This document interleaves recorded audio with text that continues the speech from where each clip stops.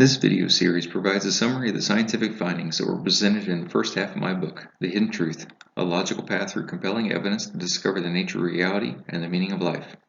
Each video in this series summarizes one chapter from the first half of my book, but the entirety of the evidence is far too expansive to fit in a short video series. So the purpose of this video series then is not to present all of the evidence, but to provide you with a summary containing enough information to make an informed decision whether reading my book to learn the rest of the story would be worth your valuable time. As I've noted in my blog on WordPress, the most valuable commodity any of us possesses is time. So we continue now with video 3 to present evidence on out-of-body experiences, which builds upon the evidence previously presented by the fields of quantum physics and near-death experiences. An out-of-body experience is one where people feel their mind, their awareness, their perceiving, thinking consciousness is separated from their physical body, and instead is at a location perceived to be somewhere outside of their body. Interestingly, during an out-of-body experience, there is no clouding of consciousness or perception as would occur during a dream state, but rather perception is considered to be near perfect and distinct, sometimes even described as allowing one to be more conscious or more aware than even the normal awake state. During an out-of-body experience, the ego may see its physical body from a separate vantage point, or realize that it is observing events from a location other than would be possible from the body's actual physical position. To a person experiencing an out-of-body experience, the experience is real, beyond a dream or hallucination. In an out-of-body experience, an individual is totally conscious, as would typically define a state. Much of a person's physical sensory perception is also intact. He or she can hear, see, and touch, though the senses of smell and taste are generally muted or non-existent. The starkest difference is the extreme reality of the out-of-body experience to the person experiencing it, which sets it apart from dreams. An out-of-body experience can be a life-changing event, because it can affect a person's perceptions of reality, both through the effects of the experience as well as from experiences or knowledge gained during the out-of-body experience. Most out-of-body experiences are once-in-a-lifetime events, usually triggered by accidents, illnesses, stress, or other physically and psychologically traumatic events that take a human to the brink of death. Many out-of-body experiences may occur during sleep, or more commonly during the hypnagogic state, which is the natural transition point between full wakefulness and sleep. The hypnagogic state is often associated with a state of increased susceptibility to inspiration, occurring at a point of complete relaxation as the consciousness slips through the threshold between conscious awareness and the dream state. Many contend the hypnagogic state is more susceptible to spiritual encounters, experiences, and inspiration because the conscious ego is quieted as it slips into sleep, allowing the subconscious to commune more directly as a bridge between the superconscious and ego-based waking conscious. More rarely, out-of-body experiences may be experienced through conscious, deliberate efforts. Many training programs and some technological inventions have been designed in the hopes of being able to increase a person's chances of successfully achieving a deliberate experience of the out-of-body state. The pretext of these training programs and technological inventions is often to help the person achieve the hypnagogic state while maintaining a heightened state of awareness. Robert Monroe labeled this state as mind awake, body asleep. A 1954 study found 27% of the people questioned had experienced the out-of-body state at least once in their lifetime. A subsequent study in 1968 similarly found 34% of survey respondents had experienced the out-of-body state. A third study in 1975 found as many as 25% of survey respondents had an out-of-body experience, with the experiential data highly dependent upon the age of the survey recipient, where younger persons were more likely to respond in the affirmative. William Buhlman's book, The Secret of the Soul, described a compilation of out-of-body experiences from both his own endeavors as well as those of more than 16,000 other survey respondents from around the world. Thus, there is a wide body of available data from which to draw conclusions. One inevitable conclusion is that out-of-body experiences are natural experiences that have been experienced and even recorded since the beginning of historical records. Some out-of-body experience researchers even contend that every night all humans separate from their bodies during sleep to learn, experience, and recharge both energetically and spiritually. However, the nature of the sleeping state of consciousness almost always prevents one from remembering this routine experience. Hospice caretakers have long known that those approaching death may begin to have spontaneous out-of-body experiences or deathbed visions as a natural prelude to their permanent transition of consciousness from the physical to the spiritual. Some on the cusp of death may have an out-of-body experience quite like a near-death experience, and many have provided statements or descriptions of their visions of afterlife. Providing definitive proof of out-of-body experiences is not an easy matter, and indeed there is more support for the validity of near-death experiences than out-of-body experiences because of the definitive nature of one having died, as discussed in our last video chapter. However, the sheer number of people who have reported out-of-body experiences tends to normalize the experience, thus lending it some weight as a credible body of anecdotal evidence. Unfortunately, an out-of-body experience does not necessarily correspond with having an ability to relate accurately events or descriptions of observed locations in the physical world in the time period of the here and now. Robert Monroe aptly described the difficulties of proving the validity of the out-of-body experience, though he himself had experienced thousands of out-of-body experiences in his lifetime.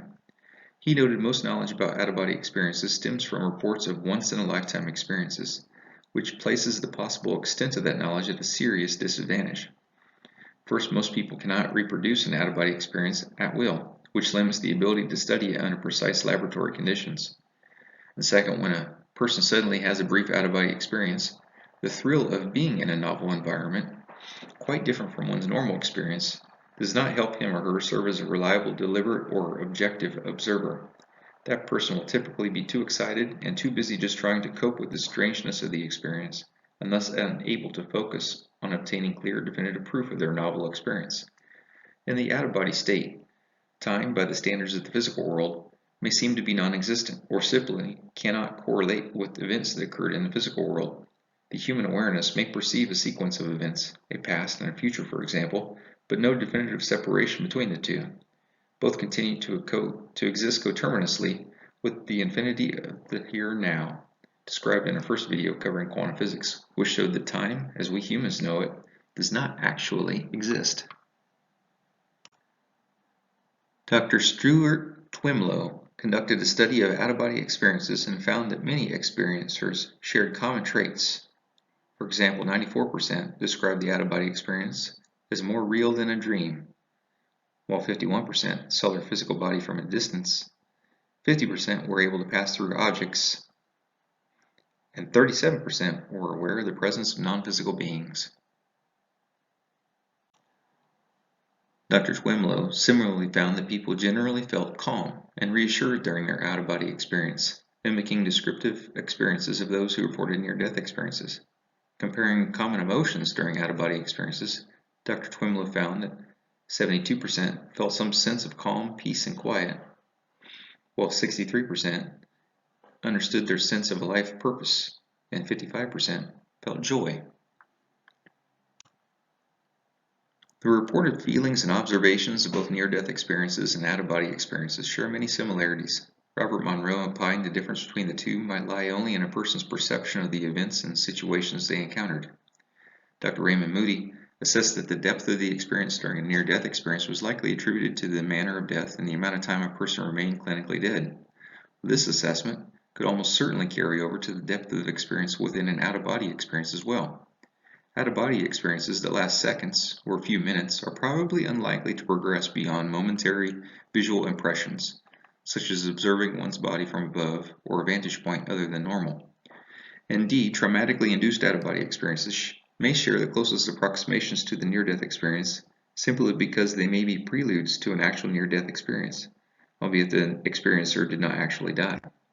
Traumatically induced out-of-body experiences may occur during violent accidents or physical attacks, such as rape or physical altercations. They may also occur from severe illness, highly painful experiences like childbirth, as well as stress or sleep deprivation. Both the scientific and descriptive literature are full of accounts of these traumatically induced out-of-body experiences. Military fighter pilots and astronauts may commonly experience induced out-of-body experiences if they are rendered unconscious during flight due to excessive G-forces, known as G-LOC, or gravitationally induced loss of consciousness. Decades ago, NASA conducted experiments on U.S. military fighter pilots utilizing a powerful centrifuge to render the pilots unconscious from excessive G-forces. Each of the experimental subjects reported he had passed out and then described a detailed out-of-body state of awareness during the time he was otherwise physically unconscious.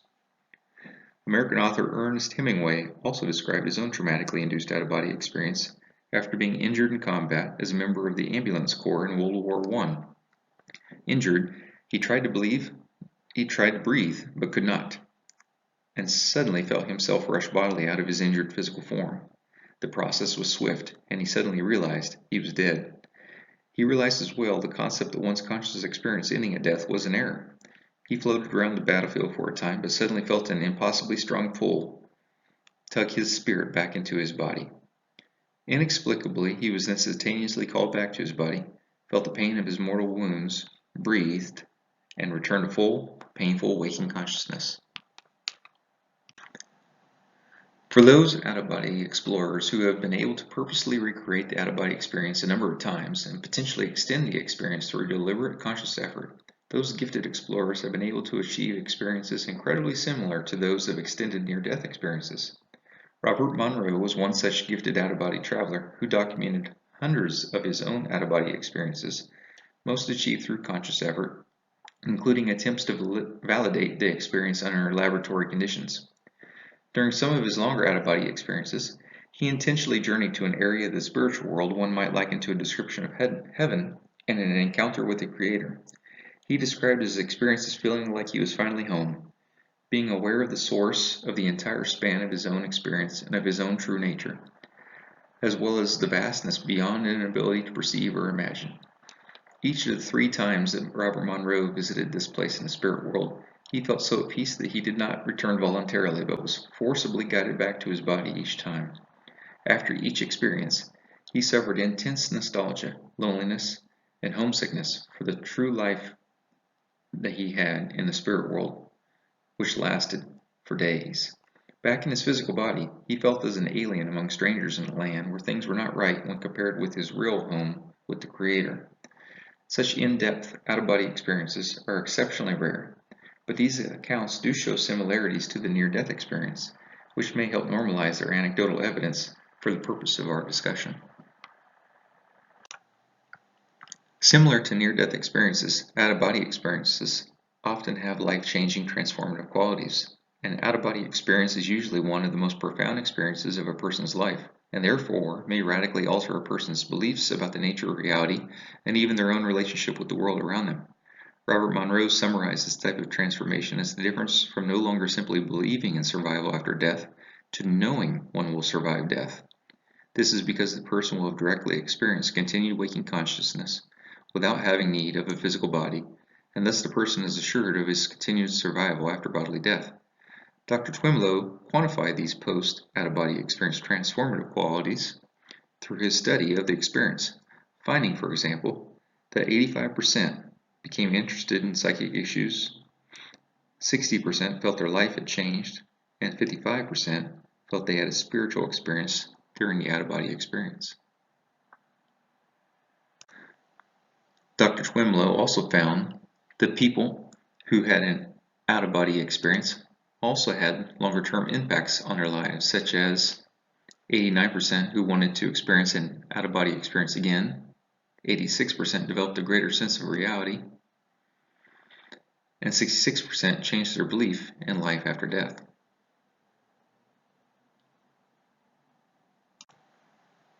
The qualitative character that people experience after an out-of-body experience is very similar to those of near-death experiences. William Buhlman found that amongst his more than 16,000 study participants who had an out-of-body experience would likely develop, for example, an increased respect for life, an increased spiritual connection, an increased interest in the search for knowledge and wisdom, and personal verification of immortality. The point of this discussion on the nature of the out-of-body experience and its after effects on the human conscious is to normalize the experience and show that if we consider a temporary incorporeal state of experience to be a legitimate, if unique aspect of the human experience, then we could also find that there are many lessons that can be learned from the experience, and therefore apply those lessons to our discussion concerning the nature of reality. Arguably, the most important lessons learned from the collective body of out-of-body experience literature are the principles of energy, which define the rules by which reality is created and experienced both in the incorporeal and physical states of reality. In order to understand this idea, energy principles must first be considered from the incorporeal state, and the comparisons can be drawn to the physical state. Robert Monroe's decades of experience in out-of-body research determined that the power of thought, that is, focusing one's intentions, provides the energy inputs required to accomplish any perceived need or desire while in the out-of-body state. He noted one only had to think about movement, and the thought became reality. If one intends or expects, perhaps subconsciously, his surroundings to appear as the physical environment in which his physical body was still resident, then that would be exactly what he would perceive. And this explains why experiences in the out-of-body state may not correspond exactly with the physical realm. They are totally separate locations, and any perceived similarity is simply a falsehood imposed by one's own expectations that the similarity between the two needs to exist. In other words, our thoughts intending the area around our dissociated spirit to appear as the physical realm near our body creates the visual impression that they are indeed one and the same, when perhaps they are not. Take this a step further. If one believes he has died and has a preconceived notion of heaven and hell, and feels even subconsciously that he was sinful during that life and thereby deserving of a harsh judgment, then his experience in the astral realm will match that expectation, producing a very unpleasant experience. Conversely, if one projects feelings of love or asserts that they deserve only pleasant experiences when in the out-of-body state, then their experience in the astral realm will match their preconceived notions of the experience. In the out-of-body state, like attracts like. Love attracts love or positive experiences, while hate and fear attract negative energies and very unpleasant experiences. In other words, one's own thoughts and expectations literally becomes the perceived reality, for good or bad. This also explains why George Rodonia, an atheist at the time of death, and highlighted in our last video, experienced darkness when he died, under his preconceived notion that life ends at death. And then he experienced light when he thought about light. He simply created his own experiences in the astral realm through the power of his own thoughts. William Buhlman summarized these findings of energy manipulation in the corporeal state as the laws of basic energy mechanics. And these laws consist of three basic findings. First, the non-physical universe is progressively less dense in substance and increasingly thought responsive as we explore further towards the spiritual source of energy. And second, our thoughts are a form of creative energy and have a natural tendency to interact with and affect the non-physical environments we encounter. Thus, the farther within the multidimensional universe we explore, the more rapid and pronounced this thought reaction becomes. We merely have to think change, and change happens instantaneously. And third, our thoughts, both conscious and subconscious, will influence the non-physical energy that we observe. The degree of influence we experience is in direct proportion to the intensity of our thoughts and the density of our surroundings. It is important to understand that the unseen, incorporeal world that surrounds us has direct applicability to our experiences in physical reality. Thus, the direction of our thoughts in everyday life can affect our physical reality and experiences. Following the lessons of quantum physics, this can be attributed to the fact that all matter, form, and substance is derived from energy that originates from the unseen dimensions of the universe. Pure consciousness is highly thought responsive, pure energy, if you will, and takes shape first in incorporeal form. As we direct our focus and intention towards an intended outcome, we help that conscious idea attain permanency of form in the physical world. In the same way, we can manipulate and change outcomes in the physical realm through deliberate, focused intention. However, solidified energy transforms more slowly in accordance with our intentions than would occur in the astral realm. Significant patience is therefore necessary to observe changes in the physical world as a result of thought-focused intentions.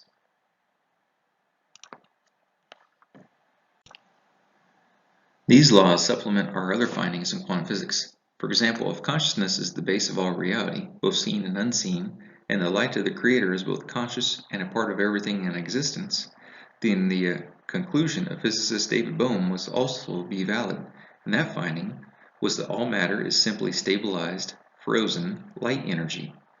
Therefore, an intense effort at directed conscious thought concerning our desired intentions should have the capability to mold consciousness's experiences even within physical reality. Indeed, the physical realm can respond to one's thoughts and intentions. However, the slow speed at which changes may occur in physical reality, which is defined by highly dense and relatively slow, stable energy, might not always seem directly attributable to one's own efforts. And this idea carries forward as well into subconscious thoughts and societal norms or groupthink. One does not have to realize his thoughts have impact in order for it to be so.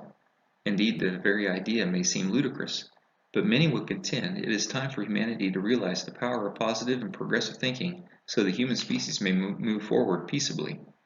Further, the more people who think the same way, the greater the chances for the focus of their attention to actually occur.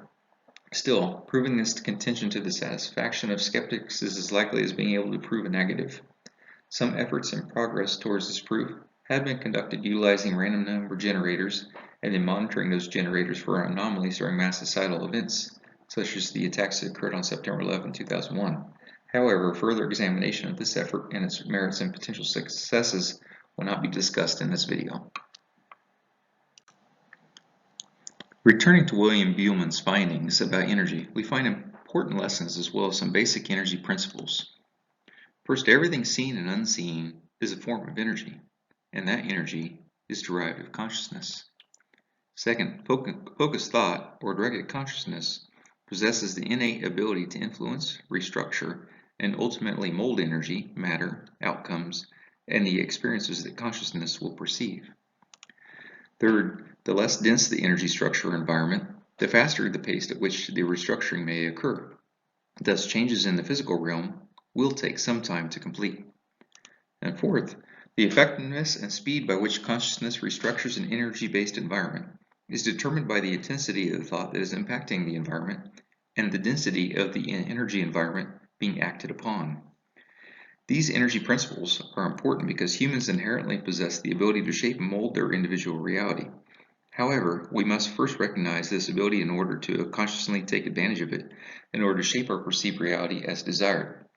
The process of energy restructuring occurs much faster in the non-physical state where the environment is extremely thought responsive. But one should not become discouraged if desired changes in the physical realm take time. If one were to contend life is but an educational process in the long continuum of eternity, then life in the physical world would be an ideal training ground to learn to control one's thoughts and focus energy by trial and error through a series of successive lives, overcoming energy controlling issues such as negative emotions or psychological issues like fear, jealousy, trust issues, pride, etc., in an effort to prepare one's higher self for elevated planes of consciousness where energy is immediately responsive to one's thoughts. Can you imagine the chaos that might be created on Earth if humans' thoughts were immediately manifested in reality, and thus learning to control those thoughts and how better manipulate energy for good is one of the many goals for the true purpose of life. Robert Monroe learned through his decades of out-of-body experiences and experimental results that physical inputs can help focus one's conscious awareness to aid in this lifetime learning process. Pain or pleasure, for example, will turn attention to the event causing the experience, and the experience is thereby effectively stored in memory because of that attention. Further, if emotion is involved, the storage process will be enhanced even more. Physical experience thus deepens the energy manipulation learning process. For an experiencing human consciousness, the depth and effectiveness of learning life-based experiences is in direct proportion to the intensity of the experience. There are many other lessons learned from the body of literature on out-of-body experience research, though they are less definitive than our discussion on thought-based energy manipulation. Still, as a body of work, many of these lessons support well the conclusions reached in other research fields that I cover in my book, The Hidden Truth, and therefore deserve mention as supplementary evidence. First, out-of-body astral travelers have concluded from their personal experiences that the soul is at the core of human consciousness. William Buhlmann argued that the soul exists beyond human concepts of space and time. Thereby, humanly concepts of shape, form, and substance cannot apply to the soul. The soul might be more aptly described as conscious light, which uses various forms of energy, including the physical form of the human body, for its means of expression, communication, growth, evolution, and exploration in order to achieve the lessons and life experiences that it desired to experience, and not all of which will be pleasant, in order to purposely gain an important life lesson that the soul wanted to experience. Second, similar to conclusions reached by near-death experience researchers and those who have had the experience themselves, out-of-body astral travelers have also concluded that one's consciousness is not lost at death. The conscious soul merely sheds the physical shell it had worn to complete the purposes of its life lessons and then returns to its permanent soul form. William Buhlmann opined that death was a grand illusion. At death, our consciousness simply transitioned from one dimension to another to continue its evolutionary process. Robert Monroe agreed in that Human consciousness is inherently non-physical and as such is not time-space dependent. Human consciousness is not lost or destroyed at the moment of death. It merely changes form from physical to non-physical and continues to exist, think, and be as it was while still in the physical realm. The assertion that the soul is an energy form construct would seem to agree with the first law of thermodynamics, which is that energy can be neither created nor destroyed, but can only change from one form to another. If one accepts an important lesson that we discussed in the first video from quantum mechanics, which was that nothing exists except energy, then the soul is also simply a form of dynamic energy. Therefore, it stands to reason that the energy form of the human soul cannot be destroyed, lost, or even reduced at the moment of physical death. It must continue to exist in some form, somewhere. Robert Monroe's experiences in the out-of-body state convinced him the dynamic form of energy that comprises the human soul is also resident in all carbon-based organic life on Earth. That essence enters the human body at some point prior to birth and then departs again at death, presumably more educated from the experience. However, the difference between the energy resident in humans, vice other less advanced life forms, is only the degree of complexity of the organization of that energy consciousness. Monroe continued this finding by citing human consciousness as but a manifestation of that dynamic organized energy originated from the Creator. As an energy form, human consciousness may be likened to a vibrational pattern, multi-layered, and of many interacting and resonating frequencies that responds to and acts upon light patterns from other external sources. This vibrating energy field, while seemingly distinct, is actually part of a whole that expands throughout the entire universe, comprising the entirety of existence. In other words, the entirety of that energy form is all one unity, and we are therefore all connected to each other and everything in existence through that unity. William Buhlman took this assertion a step further by concluding that if you and I are conscious and we are all part of that unity, then the source of all, the physical universe itself, must also be conscious, albeit at a level that cannot be understood by the human mind. Adding to this idea, or returning to our earlier discussion on energy, if we accept that the universe is conscious and we are a part of that consciousness that comprises all it is, then it stands to reason that, first, since time has no meaning in the astral realm and all time, past, present, and future exist at once in the eternal now, and since energy cannot be destroyed and nothing exists except energy, then all the knowledge of the world, even beyond, is available to us if we can simply learn to focus our mind and attention towards the connection to the infinite source of all that is. This highlights one of the goals of those who practice meditation and helps to explain as well the gift of inspiration, which is available to anyone who has the time, patience, and interest to purposely seek it out. Second, through our collective consciousness, we create our own perceived reality and can manipulate that reality for good or bad by the way we direct and focus our thoughts. We are the producers, directors, and actors that create the play of our own lives. Within this physical experience, we thus learn about our creative abilities as well as personal responsibility and so many other lessons. So if we can theoretically be in charge of our lives, why can we not halt bad things from happening in our lives? This important query is discussed in many places in my book, but let us recall a discussion already mentioned, in that one of the important purposes of life is to experience life lessons in the manipulation of energy, through which physical inputs and emotions play an important role in those lessons' effectiveness. Hypothetically speaking, what good would an experience be for imparting lessons if there were never hardships? How could one understand what is good if there were no bad, by which it could be compared? How could one understand love and happiness without pain and loneliness as a comparison? Further, though this may seem to be a harsh statement, what is bad to one person is simply a perspective, a human perspective. It is not an absolute perspective from the perspective of the universe.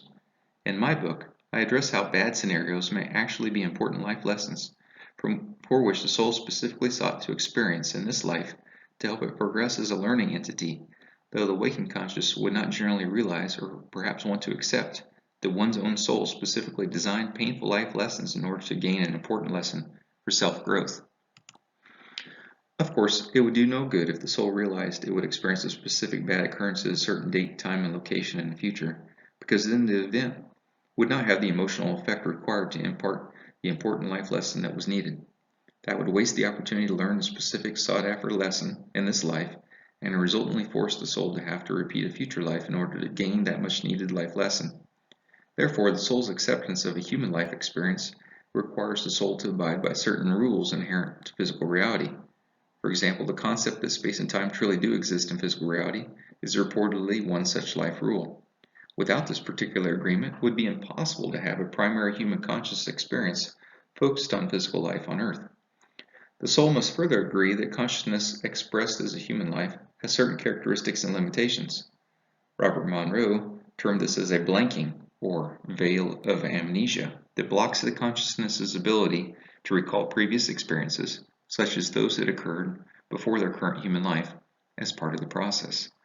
This is to ensure there will be minimal interference in human decision-making processes caused by input from previous life experiences, or any disruptive influence from the ever-present Oversoul.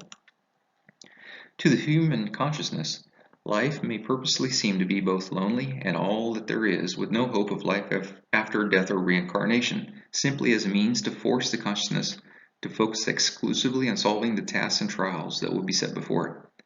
After all, one who does not fear death may approach life or death decisions quite differently than one who wants to hold on to life experience as long as possible for fear of a permanent end with humanly death. Thus, the veil of amnesia acts as a holographic disconnection mechanism from the source, causing us to forget our eternal nature as part of all that is, and forces us to take this life seriously, since it seemingly is the only one we'll ever have, if it's the only life that we can consciously remember. Research findings from out-of-body experiences tend to suggest that human consciousness purposely incarnates in a physical life experience because of what that physical life experience is. An intense learning process, a school, if you will, of a very unusual sort. Respected out-of-body astral traveler Robert Monroe concluded that one singular human experience could not possibly impart enough knowledge for a soul to understand all that life has to offer, and I tend to agree with him. If a soul needed a complete human experience as part of its soul development plan, it would need to incarnate as both a male and a female, both rich and poor and everywhere in between, both talented and handicapped, both black and white, as well as every other wonderful culture this earth has to offer, so as to be able to have a first-hand account of the vast richness of human life's abundant experiences on earth. This would take centuries, if not eons, to complete, which would also add to the vast experiences available as the soul lives the progression of human lives across time. And that is something we'll discuss in our next video chapter, covering the topic of reincarnation. If you would like to explore further the scientific findings of out-of-body experiences discussed in The Hidden Truth, I invite you to download a free copy of the first half of my book from our blog site, located at the following URL. We'll continue this video series with a continued discussion on evidence available on the topic of reincarnation. I hope you'll join me on this exciting journey of discovery.